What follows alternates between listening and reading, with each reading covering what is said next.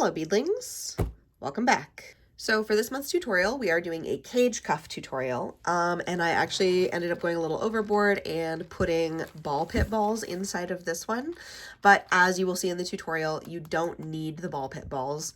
You can totally make this cuff with nothing inside of it. I go over that in the tutorial. I just want to say that right off the bat. So this is kind of like a dual tutorial. It's actually a triple tutorial because I also specifically go over how I make the swirly rainbow pattern on the base. So there's like 3 different tutorials in this one tutorial. That being said, the tutorial itself for the rainbow inside part starts here. And the tutorial for the actual cage cuff part starts here. So if you want to skip to those things, you can. Otherwise, here's the monthly announcements. So announcement number 1 is that I am not going to be at any other festivals this year. I know that I had plans to go to a couple and I've been talking about that. Unfortunately, travel currently doesn't seem like the best idea. And also like money and job and stupid adult things. So unfortunately, I'll only be at some local Minnesota shows for the rest of the year. However, I am planning on going to EDC Las Vegas 2023, and I'll be making a ton of candy, and I'll be bringing a ton of candy, and that'll be like a big candy thing for me.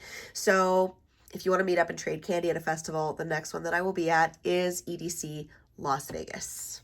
Second announcement is that I am finally all caught up after Electric Forest. It's only taken me 2 whole months to get here. But that means that I will be reopening my custom orders. So if you're interested in getting like a custom piece of candy or a custom Squishmallow bag from me, that link is going to be down below. I have like a Google form to fill out for if you're interested in that. But yeah, I am finally, after like 3 months, reopening custom orders. So that is kind of exciting because I do really enjoy doing customs. And finally, gotta say it, always gotta say it, even though it's annoying. If you want to support the channel, please go join my Patreon. It's like a couple dollars a month. It helps support the channel. It helps fund like getting supplies and everything. I post updates there just about like what I'm doing. I show in progress projects. Sometimes I put up candy patterns, and every month my patrons are the ones who get to vote on what the next tutorial is going to be. They can make suggestions.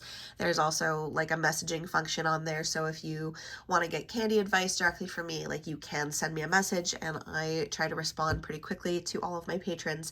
So I try to put like a lot of perks in there for you all, and I really appreciate everyone who has signed up for the Patreon and does support the channel every month. It really means the world to me that so many people want to see this whole operation succeed. And so that's it. That's all my announcements for this month. On with the tutorial. So the supplies you're going to need are pony beads. I'm going to do a rainbow cuff, so I've got an assortment of colors, but you can use as many colors as you like.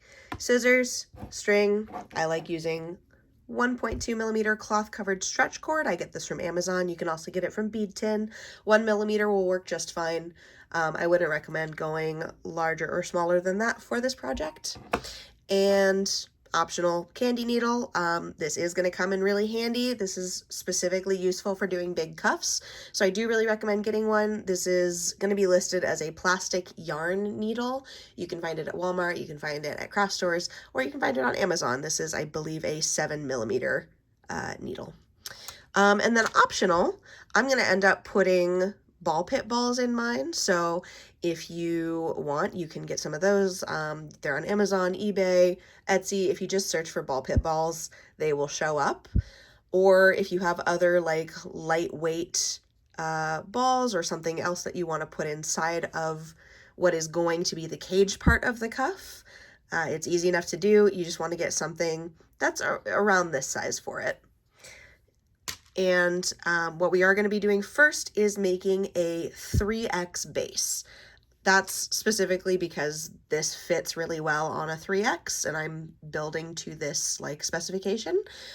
You can do bigger, you can do smaller, totally up to you. For the purposes of this demonstration, we're doing a 3X. I am also going to take this opportunity to show you how I do the rainbow spirals on the 3X base, because I get that question a lot. If you would like to skip that part, you already know how to do it, you don't want to learn how to make a 3X, etc., skip to this timestamp right here, and that's where we will start the actual cage part of the cage cuff tutorial. First things first, we're going to cut off a length of string, and because this is going to be a pretty like chunky cuff, just as much as your heart desires. You're going to be adding more string later, almost certainly. So just whack off a chunk and set your roll aside.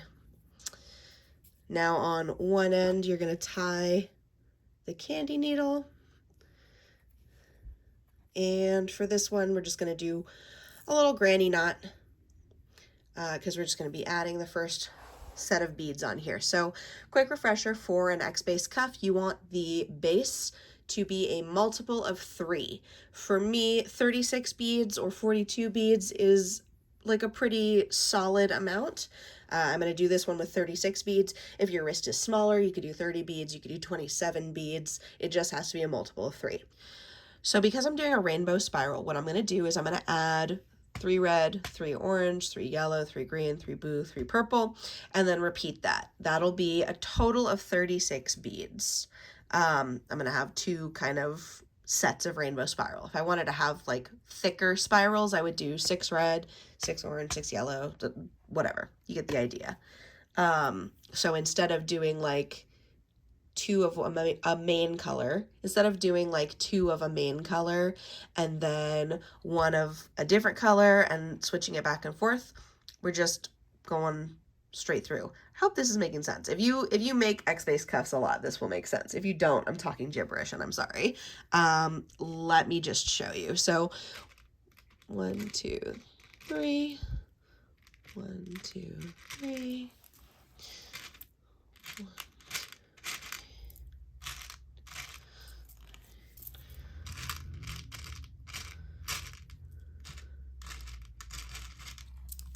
Okay, so got all my beads on the string, just like that.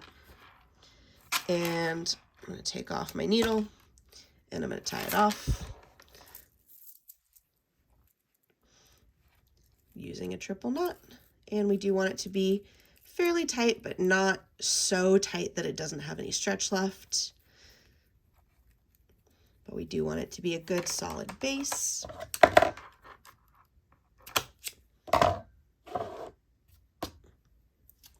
Go. Now take the long end and tie that needle back on. And because it's going to be a while before we have to untie this needle, I am going to do a double knot. Perfect. So now, because I'm right-handed, I do everything going to the right, which is counterclockwise. If you're left-handed, it might be easier to go clockwise for this. But we're doing this right-handed, so going through the red, the knot is right here, you can see. Going to run through that red, come out that 3rd red bead. This hides the knot inside of a bead. And now I'm going to add 2 red, 1, 2, and 1 orange, just like that. Because it's coming out of a red, it's going into an orange. I'm going to skip over these first 2 orange beads and go into the 3rd and straight through just like that. So we are doing a normal X-base. This is just specifically for the color pattern. So now we're coming out of orange, we're going into yellow, so it'll be 2 orange and 1 yellow. And you just repeat that same pattern, that same sequence all the way around. 2 of whatever color you're coming out of, 1 of whatever color you're going into, and you can already start to see those diagonal patterns forming. I'm going to finish this first row, come back, you'll see where we're at. Okay, so we've got it almost all the way done. We're doing the last spike here, and then we're going to go up a level. So we're coming out of purple, coming out of a purple bead, we do 2 purple, we're going into a red bead, we do 1 red. And because we are now stepping up a level, boop, there we go. We're going to come out of that top red bead to continue on to the next layer. There we go. And you're just going to repeat that over and over until it's as tall as you want it. So it's coming out of a red, it's going into an orange. 2 red, 1 orange, etc., etc. I'm gonna build this cuff up to 3x, and then I will be right back. All right, so here's where we're at, and you can see every layer, it goes one over, and that's what makes it diagonal. We're just gonna add in the top layer here by adding in 2 beads between each point. So mirroring what's down at the bottom, 2 beads between each point. And what I like to do in this case is keep the spiral going a little bit. So coming out of red, I'm gonna add 2 red beads and then go into the orange. Technically, you could also, if you preferred, you could do 2 orange here and just have it kind of stop vertically. I just think it looks nicer to continue the spiral. So 2 red beads and pull it tight. And so we just do that all the way around the top here until we get back to this bead. All right, here we go. So this is the base. This is a 3x base of Spiral Rainbow. This is done. You could just tie this off and you would have a cuff. That would be fine. But we're going to do a cage cuff. So what we're going to do now is we are going to, coming out of one of these contact beads with your string, you're going to add 5 beads and then go into the next contact bead over. Again, we're going to the right because I'm right-handed. If you're left-handed and you prefer to go to the left, you totally can. You just want to make sure you are going with the flow of the string. The string is coming out of the right-hand side of the bead, going that way, so that is the way we're going to go. You can do whatever color pattern you want with this. I'm going to do one that makes it easy for tutorial purposes. So I'm going to do 2 clear, 1 red, 2 clear. So that way the middle bead is colored and you can see it really easily. Just like that. Perfect. You got a little point there.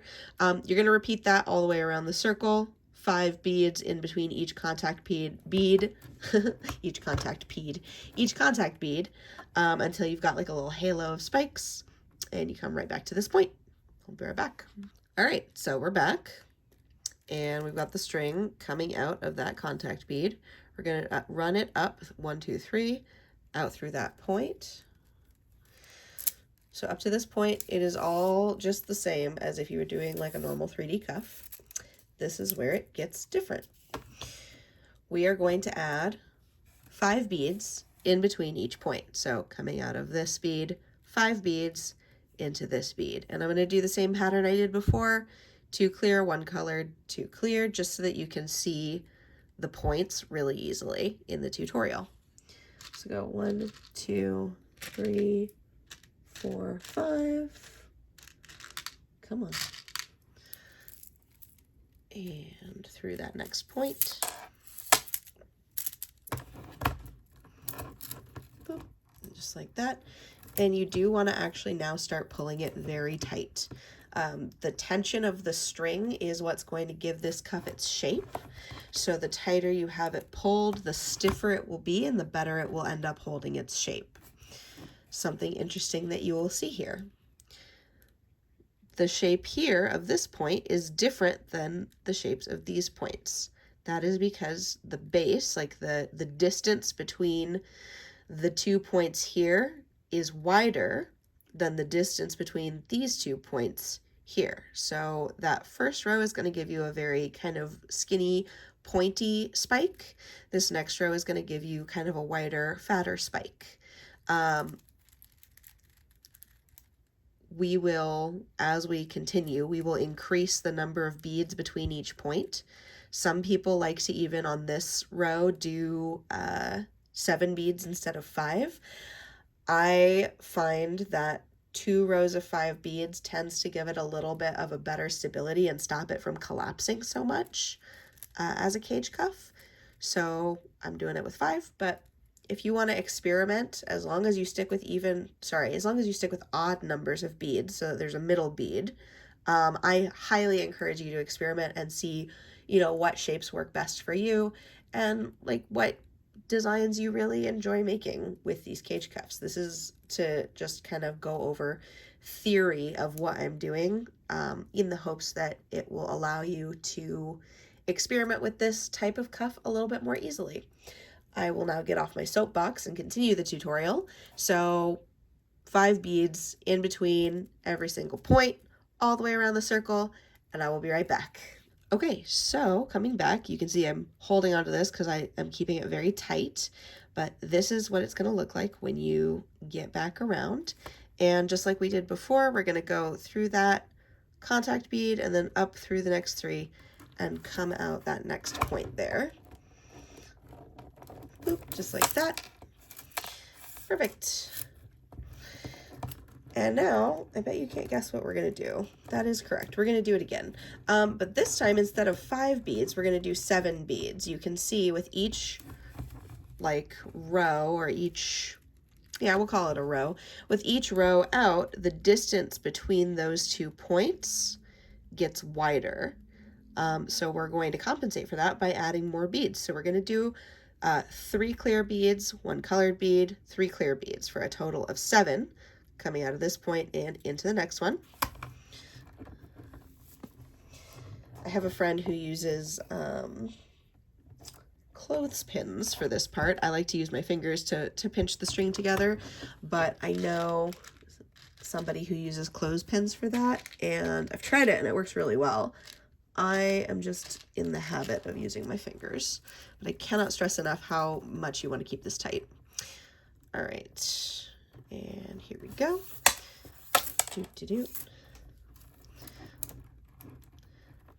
Just like that. And so you can see the distance between these 2 beads is wider than these 2, is wider than these 2. And also this space is bigger. So that is what it's going to look like as you keep going. Little gaps up at the top, bigger gaps towards the middle. So we're going to do this all the way around, 7 beads in between each point, and get back here, come out the thing. You get it. It's repetitive. You just keep doing it. It's patterns, it's math, it's whatever. Whatever. I'll be right back. All right, so that's what it looks like with that row done. And I grabbed the ball just so we can kind of size it.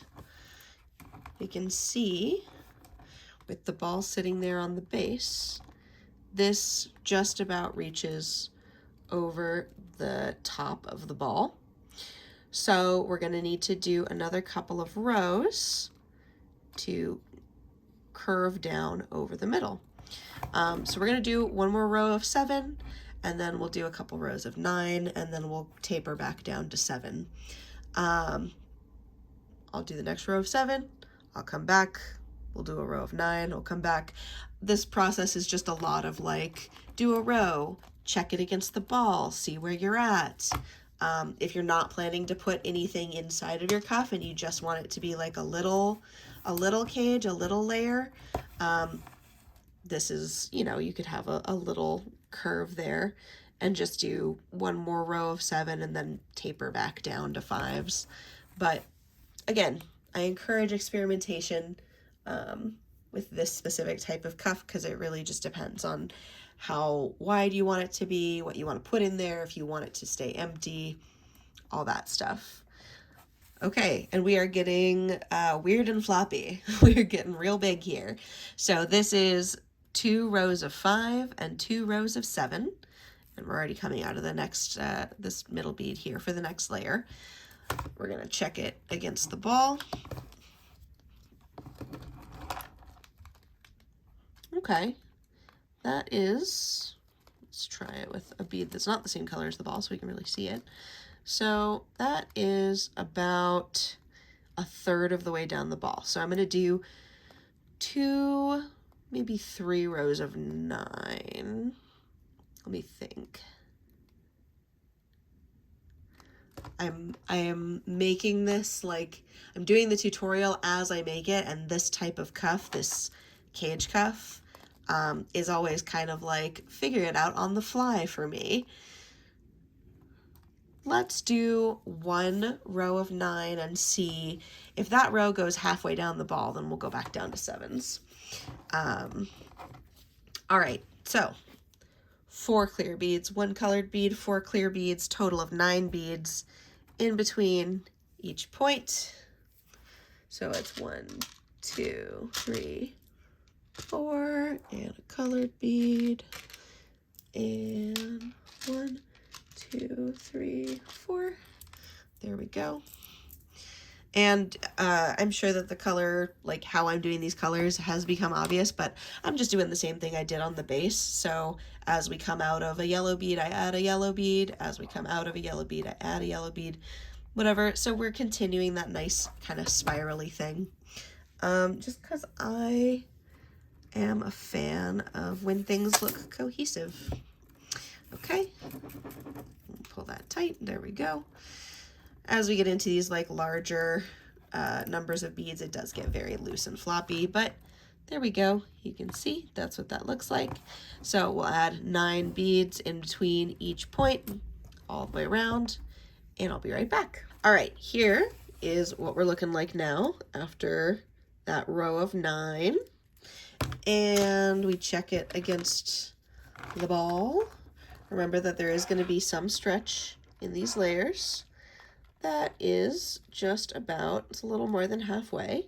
So it's going to be roomy, but that's totally fine. So right now we're at our halfway point.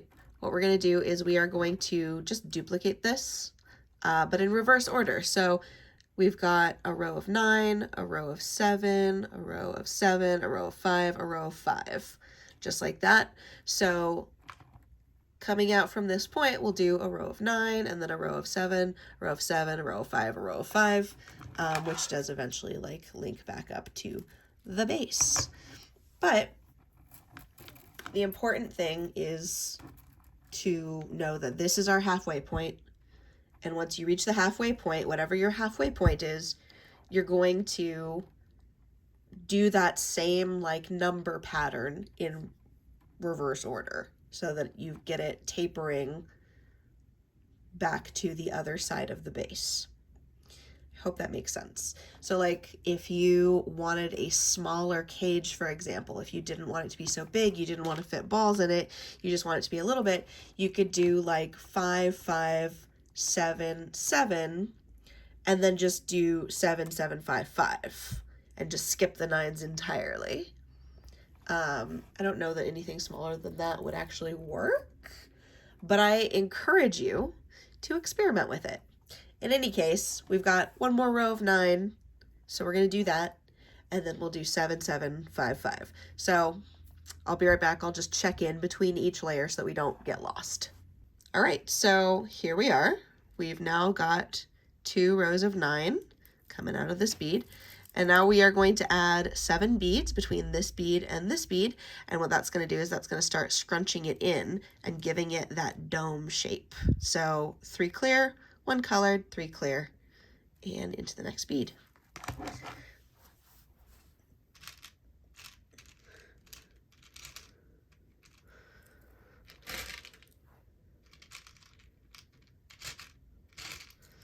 Just like that, 7 beads. Into the next, and boop, there we go, just like that. And you can see immediately gives it that kind of dome shape and pulls them together. So 7 beads between each point all the way around, and I'll be right back. All right, so here we go. This is our layer of 7, and you can see it immediately pulled it tight and curved it, but because we are going to be fitting balls inside of it, doop, just like that, we have a little more ways to go to connect it back up to the base.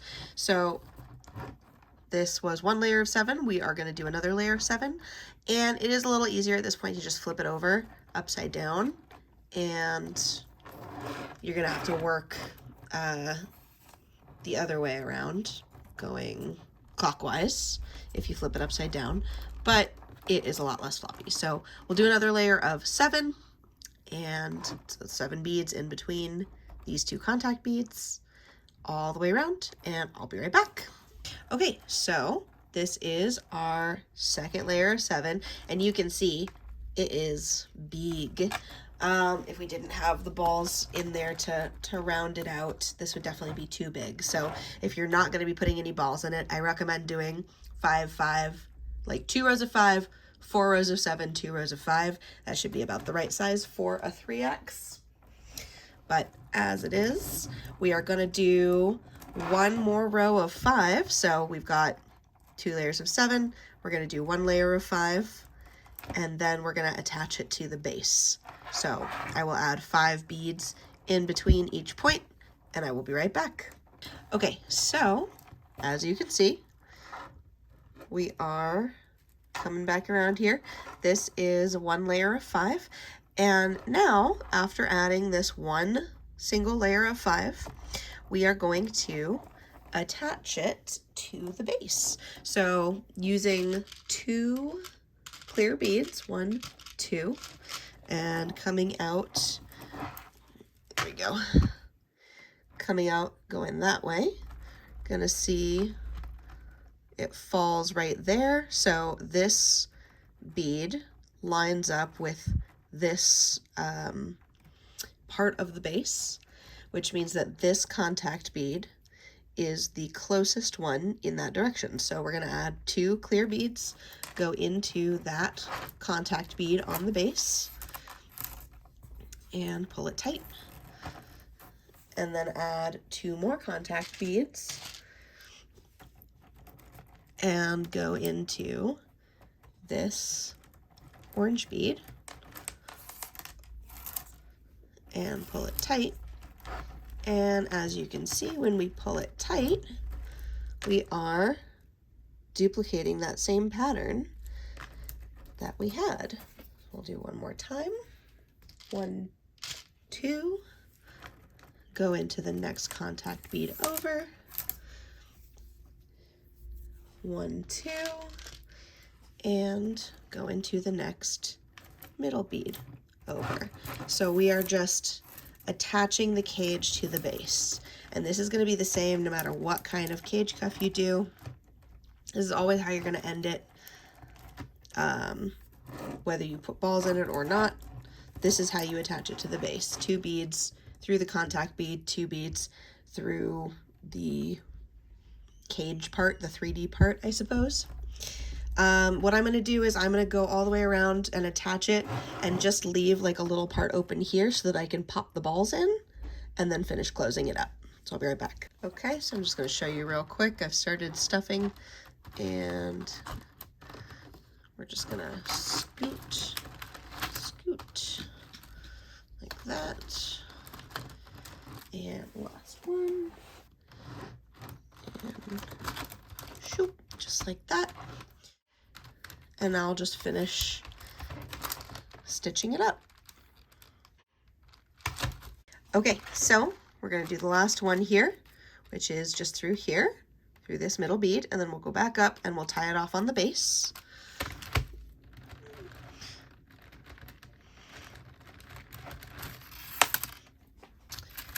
And you do want to pull real tight just so there's no gapping, no weird spacing. Up through these 2 here, and we'll go through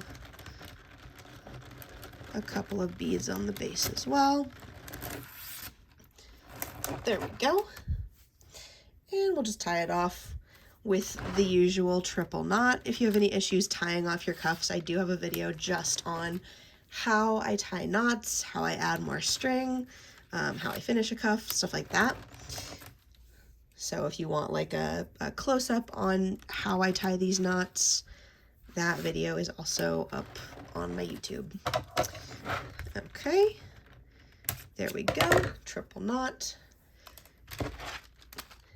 And there you go, there's a cage cuff. So this cage cuff obviously has ball pit balls in it that help keep it firm and steady. If you wanted to make a cage cuff with nothing in it at all, no balls, no nothing, it would be the exact same way. I know I've been saying this, I'm going to say it one more time. You would do it the exact same way. Technically, you could use this same pattern.